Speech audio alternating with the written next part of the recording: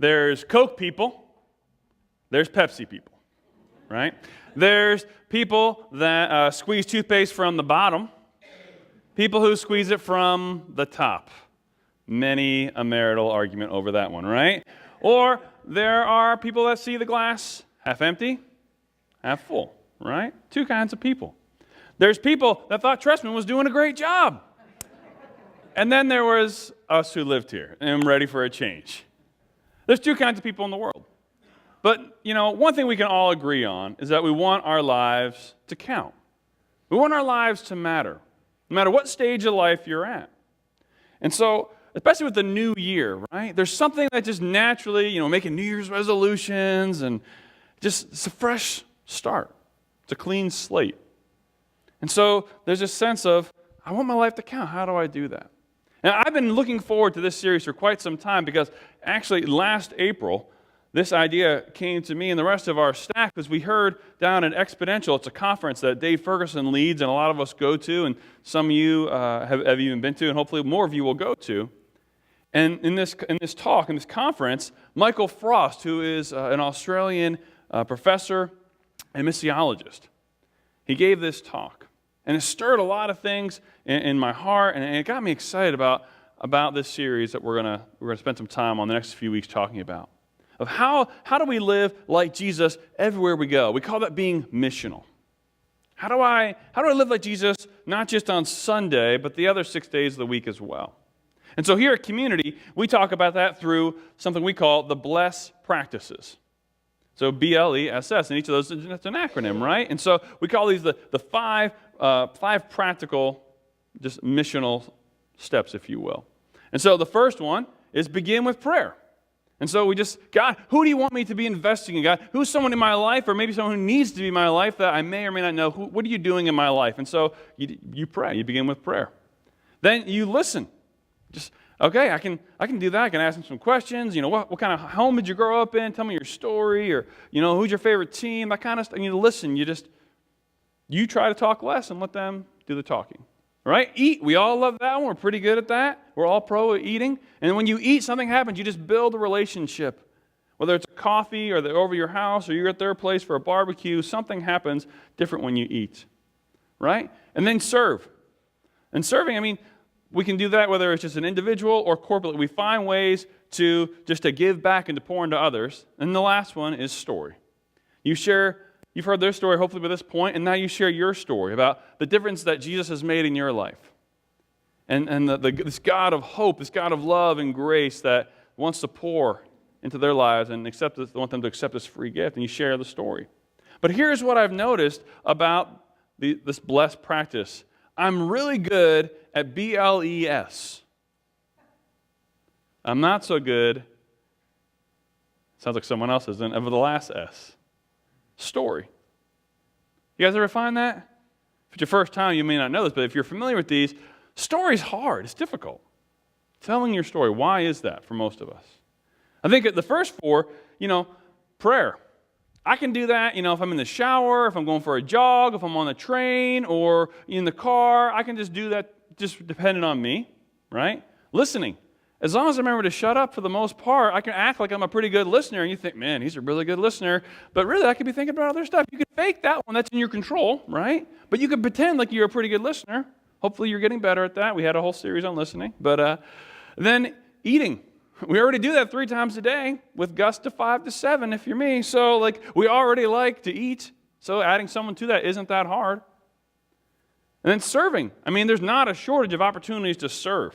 We just did Gift Mart, and we'll keep doing more things to partner with Krug, and your small group is going to do things, and you're going to find ways to pour into your neighbors and other loved ones. But that last one, that's a challenge, isn't it? Why? It's because it's out of our control. We can't predict the time when we're going to have an opportunity to share our story, to share the difference that God has made in our lives. And the hope that He's brought, and how my life is different now that Jesus is at the center of it.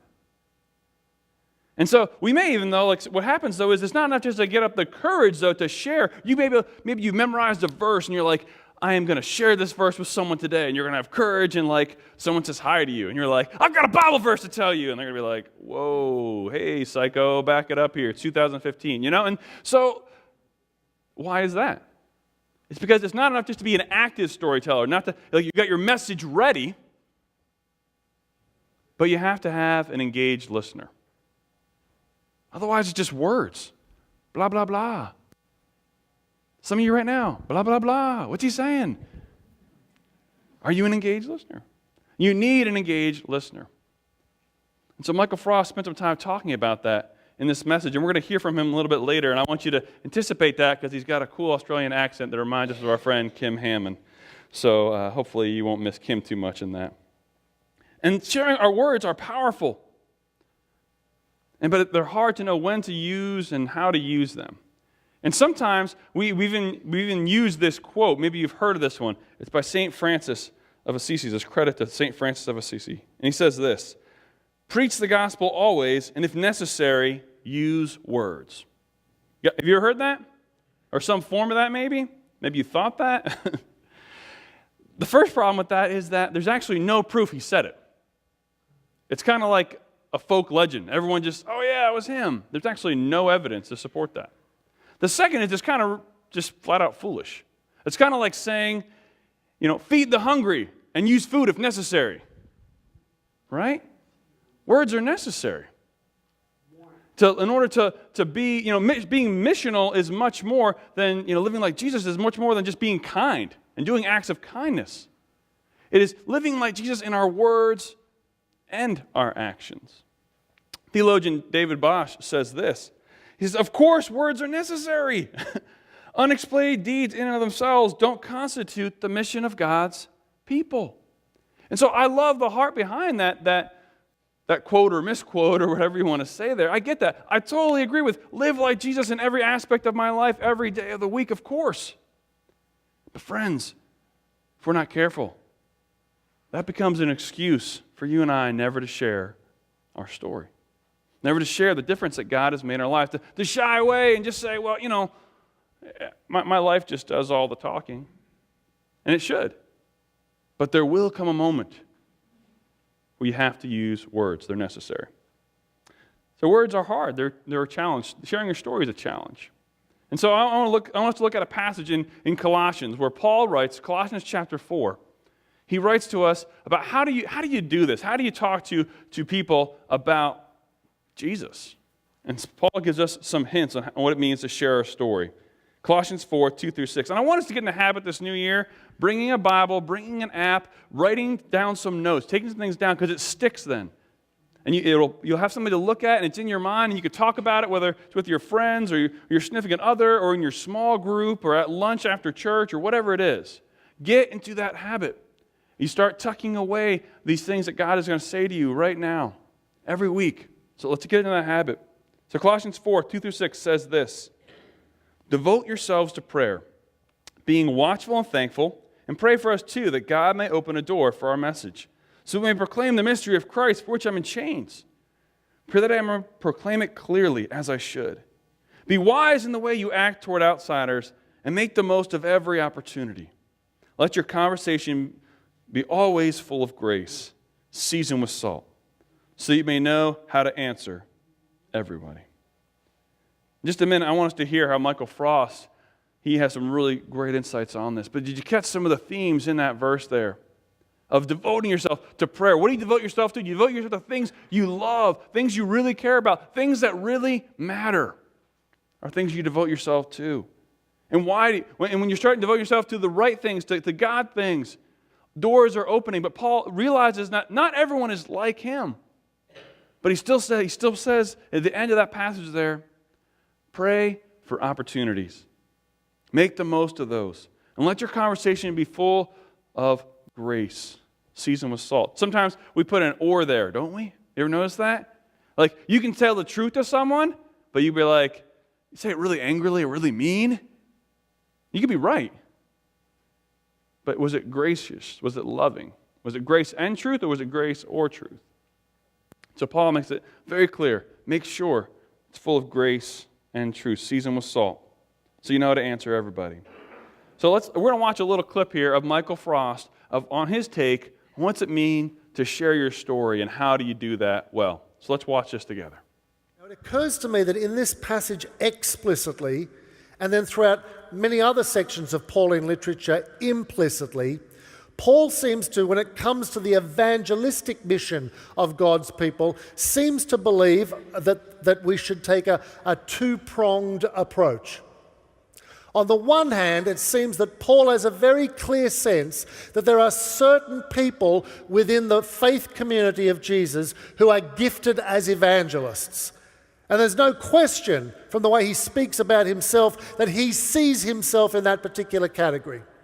There are gifted evangelists, and in many cases, such as himself, they have a translocal kind of calling. Their job is to travel throughout the regions preaching and proclaiming Christ. I think Paul also sees that in that category, the gifted evangelist, there are local evangelists as well. Do you recall when he speaks to Timothy or writes to Timothy and says, do the work of the evangelist? As a local pastor, rooted and anchored in a particular church, in a particular community, have a local expression as being the gifted evangelist. And clearly in this particular passage, our responsibility in the church for those particular people, the gifted evangelists, is that we are to pray, firstly, that they have opportunities to exercise that gift. Second, we should pray that they are bold in seizing those opportunities. This is what he asks the Colossians to pray for him. Pray that I'll have opportunities to proclaim it. Pray that I will be bold in taking those opportunities. And then the third thing he asks is, pray that I might have clarity in the way I present Christ. Now, if Paul assumed that was the job that every single one of the believers in the church of Colossae should fulfill, why does he not then say, oh, and by the way, I'll be praying the same thing for you. I'll be praying that you have lots of opportunities for the gospel and you will boldly step into them and proclaim the gospel with clarity. But he doesn't. Having just coveted their prayers for the gifted evangelists to boldly proclaim the gospel with clarity, he immediately, rather than suggesting you should do the same thing, he then says, and for you, here's what I want you to do. I want you to be wise in the way you conduct yourself to outsiders. I want you to make the most of every opportunity to have social relationships with people. I want you to let your conversation be full of grace. I want you to know how to answer everyone. Here's my point. I don't think Paul thinks that we're all evangelists. And I don't think that Paul thinks that we should all be trying to put our foot in the door and prize open opportunities to boldly proclaim the gospel to people. I think Paul thinks that there are peculiar people in our midst who are gifted to do that, either translocally or locally. But for most of us, I think what he sees when it comes to evangelism is that our primary mode of proclaiming the gospel will not be with boldness and clarity in kind of public settings. I think he thinks that the primary way we will speak about Jesus will be in response to people's questions. You find the same thing in 1 Peter chapter 3, don't you? Where Peter says, always be prepared to give a reason for the hope that is in you. You see, if you are an evangelist, whether as a local church leader or a translocal evangelist, I'm going to be praying for you where you have lots and lots of opportunities, whether it's meeting Muslims on aeroplanes or proclaiming in public settings or engaging in the public square in some way. I want you to seize every opportunity. I want you to be bold in your proclamation, and you'd better get the gospel clear so that people can understand it.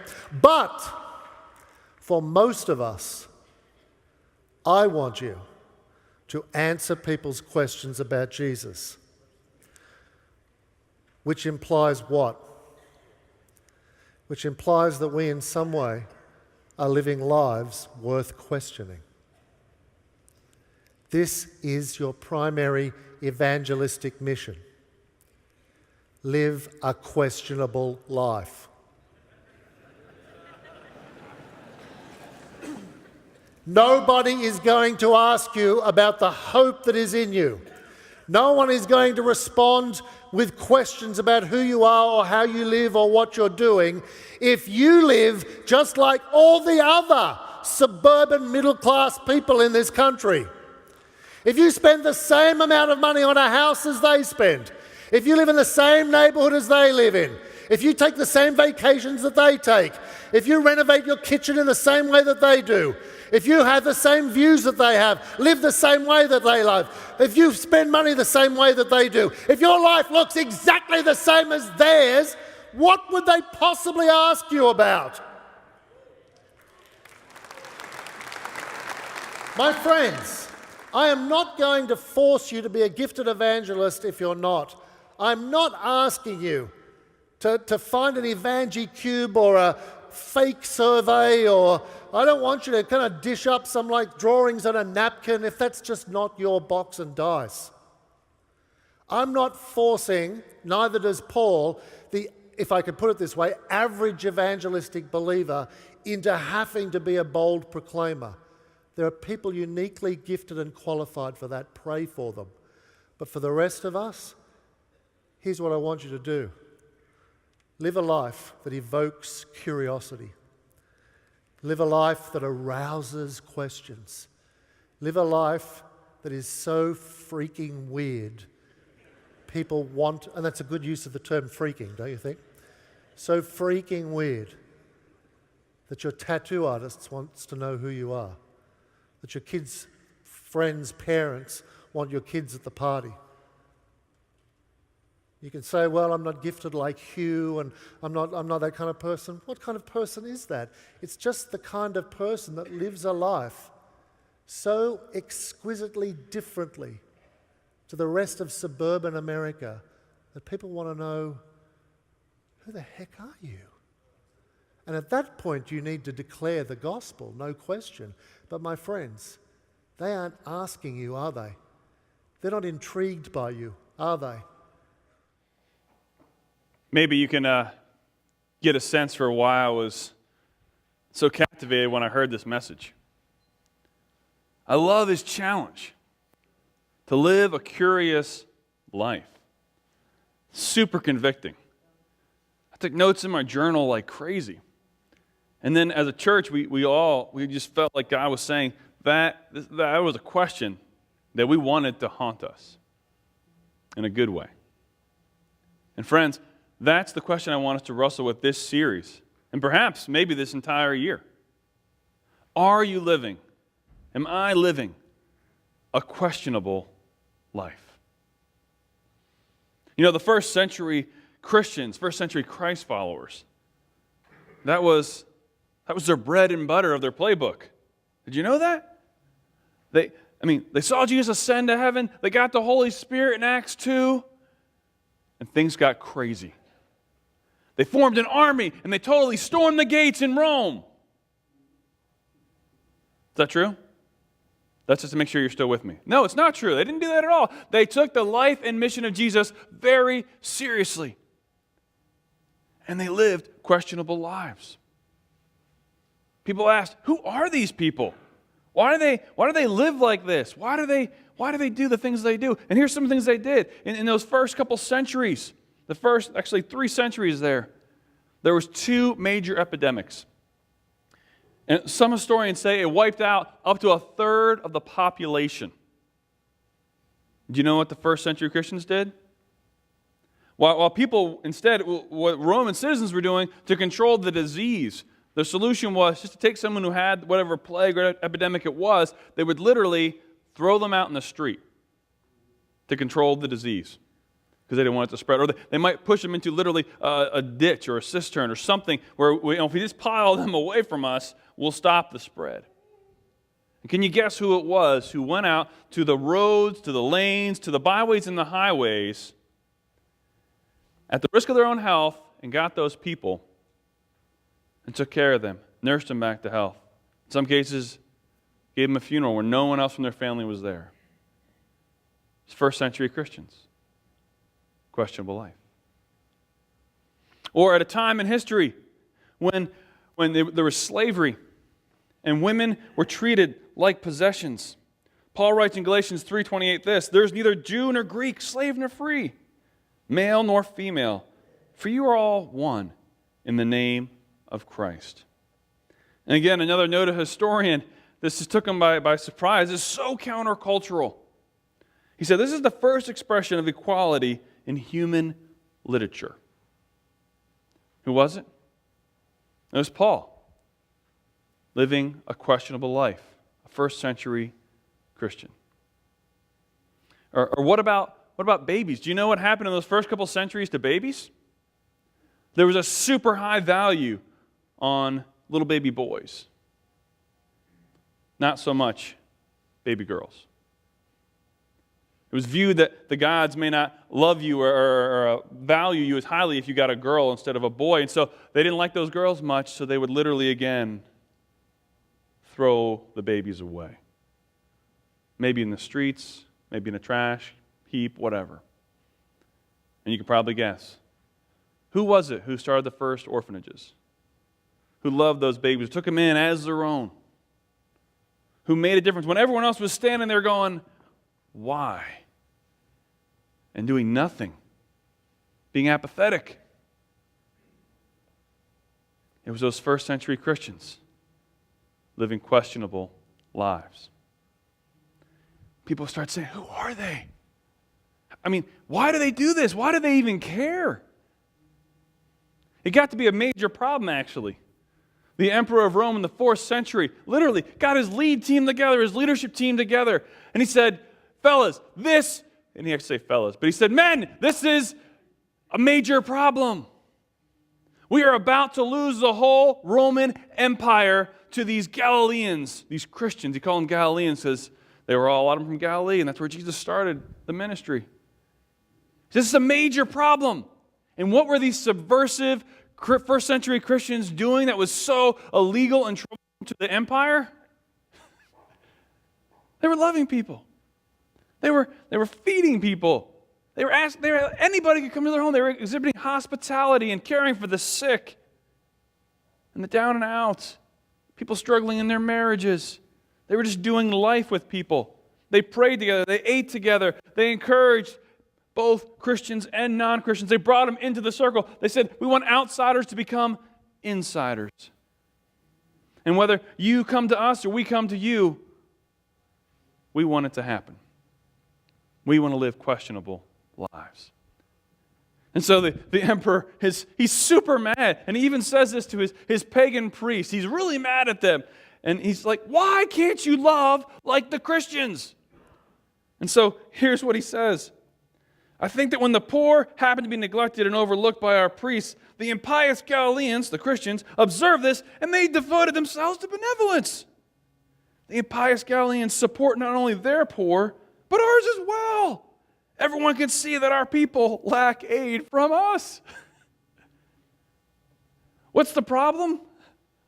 The Romans are getting outloved. That's the crime. That's funny. There's not a war. There's not a political rally. They just simply outlove them because they have the source of all love in them. The source of all grace and truth through the power of God's Spirit that enables you and I to live questionable lives of curiosity. And so that's what we're going to do these next 4 weeks. I want to challenge you to be here, to commit to being here the next 4 weeks. We're going to learn together, how do we live this questionable life? And I get it. Not all of us has the gift, to stand in Target at the line or at Walmart at the line and you start talking to the person behind you and then all of a sudden you lead them to Jesus and then, they get baptized, they go public with their faith and now they're in your small group and now they're leading and now they're leading. I mean, that's awesome when that happens. I have a friend that happens to him all the time. I'm like, wow, he has the gift. Like, people are drawn to him and he's ready to give an answer all the time. But for a lot of us, sometimes we're not looking for the opportunities. For some of us, we're just not wired that way either. But we still need to be ready to bless all 5 of the bless. We need to be able to bless our friends and our family and be ready. And so what we're going to do is we're going to learn together, how do we live questionable lives? We're going to challenge each other. How do we literally follow in Jesus' footsteps, how do we live this questionable life? Because everywhere Jesus went, people, what do? They were questioning.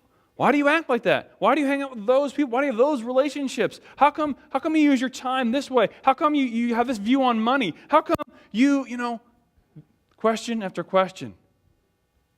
And so, friends, regardless of how you're wired or how you're gifted, we are all called to live questionable lives because we serve a God who came and lived a questionable life. And so I know that we're in all different spots spiritually. Some of us are following Jesus. Some of us are still investigating. That's okay.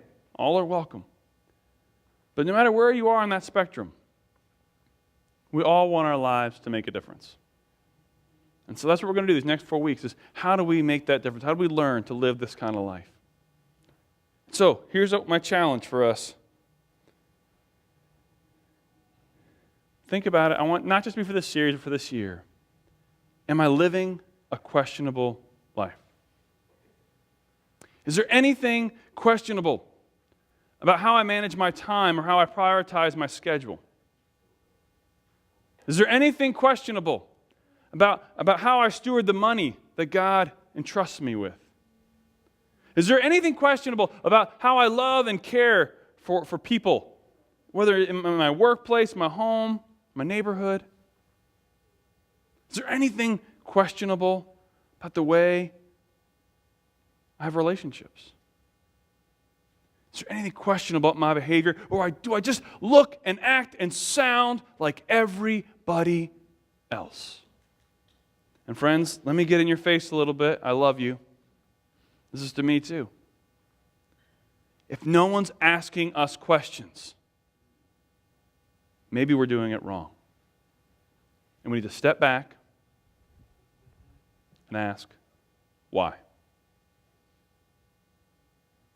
It's a great thing of a new year.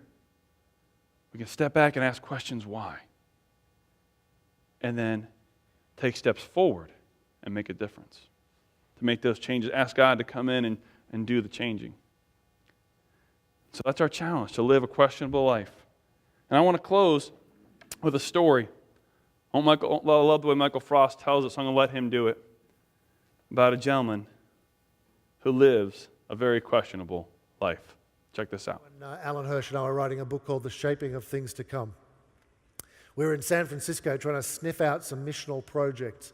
And a number of people told us that we should go to the Subterranean Shoe Room, which is a shoe store in the Mission District of San Francisco. Now, we were looking for missional projects, not shoe stores, but people were so insistent that we check it out that we went along there and we discovered the Subterranean Shoe Room was a shoe store run by a former Southern Baptist church planter who'd moved to the Mission District. He loved shoes, obsessed apparently with shoes. And so he thought on the side, this would be his kind of business entry into the neighborhood. So he opened this very funky little shoe store called the Subterranean Shoe Room. Alan Hirsch and I, we walk in there. It's just a room with shelves everywhere, shoes everywhere, and a long chaise lounge down the middle of the room. We walk in, he asks, can he help us? We said, we're not actually here for any shoes. He looked at our feet and said, you could do with some shoes, but... We said, we're here because someone told us this is some kind of missional thing that you've got going on here. Oh, he said, I don't know about that. I'm just a shoe store guy, he said, but I do something a little different from most shoe store owners. We said, well, what do you do? He said, well, when people come into my shoe store, they're looking at shoes, and I, like any shoe store attendant, go over and I say, can I help you? And you say what everyone always says to a shoe store attendant, I'm okay, I'm just looking. He said, at that point, I will say to them, well, if you have the time and you'd like to join me on the lounge, if you'd like to share with me your life story, I'll tell you what kind of shoes you're looking for. He says customers kind of go, all right. He said some people can tell me their life story in like 5 minutes. Some like 25 minutes. I was born here, I was raised there, I went to school here, my dad did this, my mum did that, I'm divorced, I'm straight, I'm gay, I'm Christian, I'm a doctor, I'm a lawyer. Blah, out comes their whole life story. Sometimes it comes out with tears and people sharing stuff they've never shared before. So they just tell them, just unburden themselves of their whole life story. And then, because I know shoes, he said. I mean, I love shoes. So when you've told me your whole life story, I do know what kind of shoes a person like you would wear. So after you've shared with me your life story, I then say to you, wait right here. I select a pair of shoes and I say, is this what you're looking for? And you see, after they've opened their lives to me, they're like a little raw, so they usually look at the shoes and say, that's exactly what I'm looking for.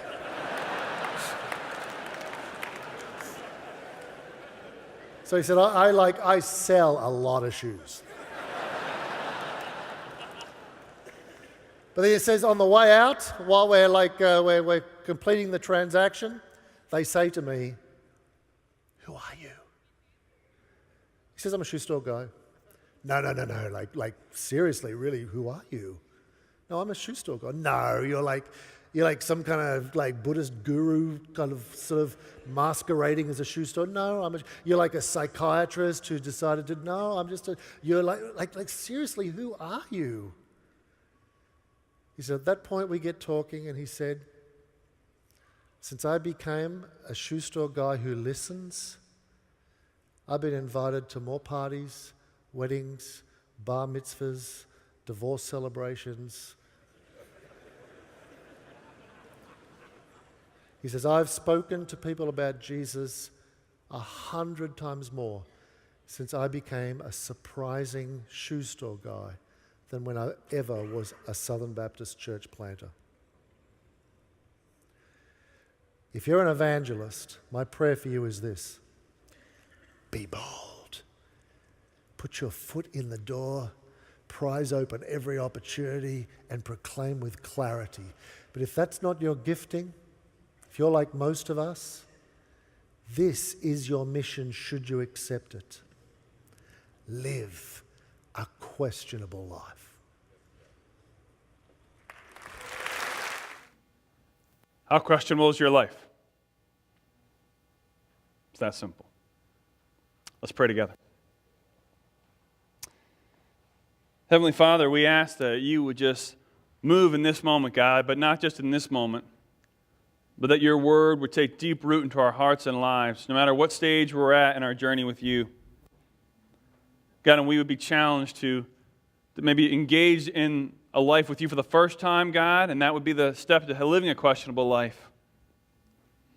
Or maybe we've been walking with you for a while and we just need to be refreshed and renewed. And we need this wake-up call this morning, God. But God, I imagine a world where our campus and the rest of our locations, God, where we start living more questionable lives, lives of curiosity, where our businesses, people say, I love doing business with you because there's just something about you, and we get a chance to share our story. Or our house becomes the house where all the kids hang out, and that leads us to leading the parents to Jesus, to helping people find their way back to you, God. God, I dream of a day where our campus is known not for the number of people we just bring in, but the number of people we reach out to. So God, use us to live questionable lives, to bring people back to you.